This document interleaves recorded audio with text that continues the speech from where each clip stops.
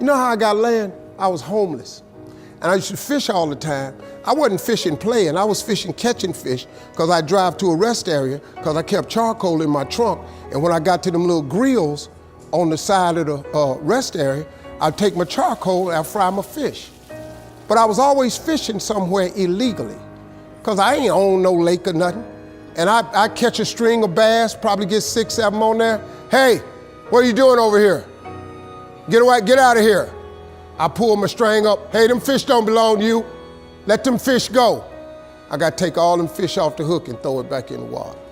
He didn't know, man, that I'm trying to eat, but I can't break no law, so I got to go on by my business. So first thing I said, I told God, I said, when I get me some money, I'm going to buy me a piece of land. Because I just want a piece of land where can't nobody run me off. I just want something I can stand on. This here piece belonged to me. So this how I did it. I was reading something one day and I said, man, how much land is on earth? So I looked it up.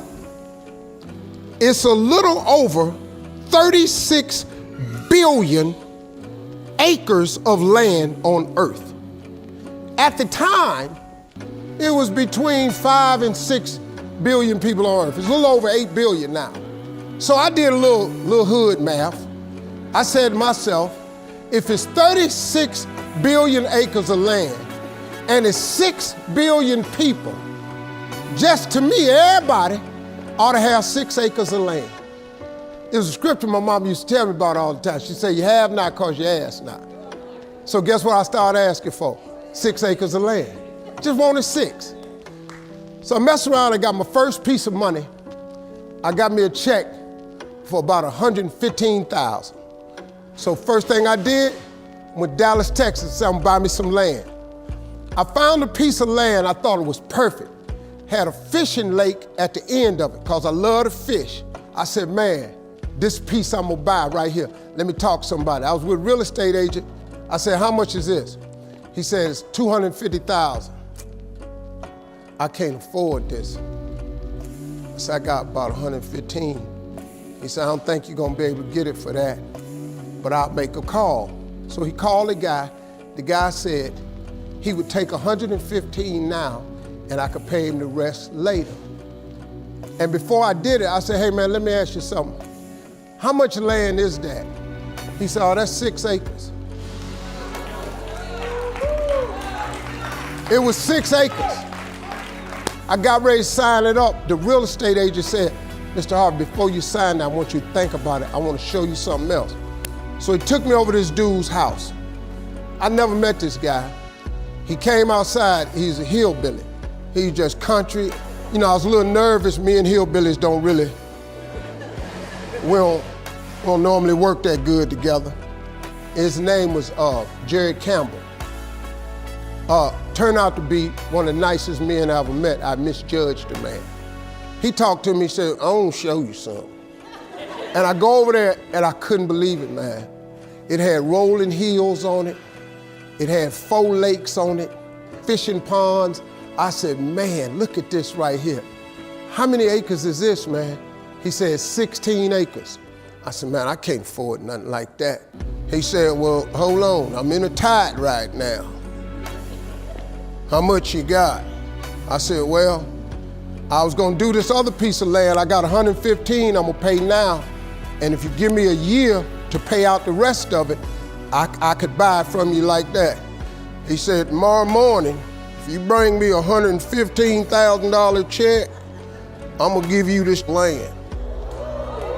So I got the 16 acres of land the next day. So I said, wow, that's how it worked. You have not because you ask not. I asked for 6. Soon as I was gonna buy the 6, he put some grace on it. Next thing you know, I got 16 for the same money. So I got to thinking, I got a couple partners in Cleveland that's locked up. They not getting out of prison. So I asked God, could I have a 6?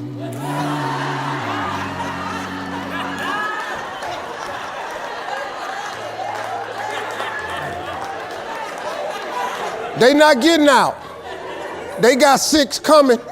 Hey, Lord, can I have A6? So you know what he did? Some land opened up next to it. I bought 18 more acres. I bought it. So I went back up to Cleveland. I was hanging out one day. My boys was on the corner. I told them, I said, look, man, I can't hang out on corners no more. I'm trying to get my TV career started. Oh, you done changed, man. This what's happening. So now you done got this little money. You done forgot where you from. I said, okay, hey, Lord, can I have A6 too? So I see right now, yeah, I see what's happening right there. They ain't finna go nowhere. So I kept asking for everybody I thought wasn't gonna ask for A6, I asked for A6.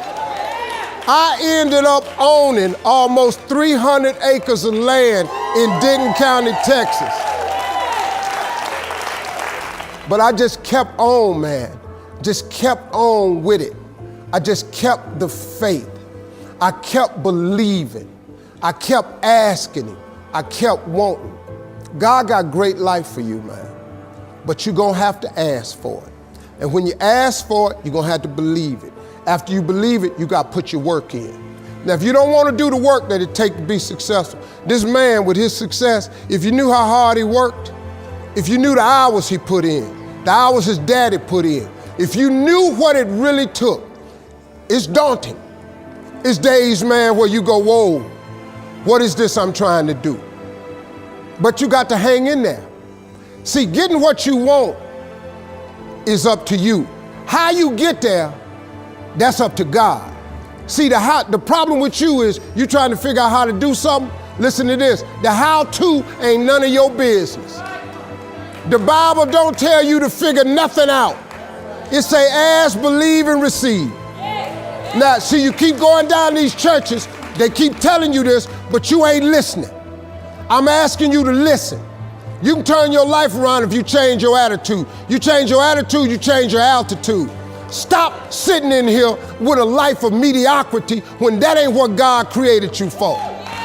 Now, you might not want this life. You might not want what it takes to get here. But if you want this life, you got to put in your work. You got to put it in, you got to stay prayerful, you got to never give up, you got to talk God every day. Now, if that ain't what you want to do, then good luck. You keep doing what you've been doing, you're going to keep getting what you've been getting. I would try something else if I was y'all. I appreciate y'all coming. Thank y'all very much.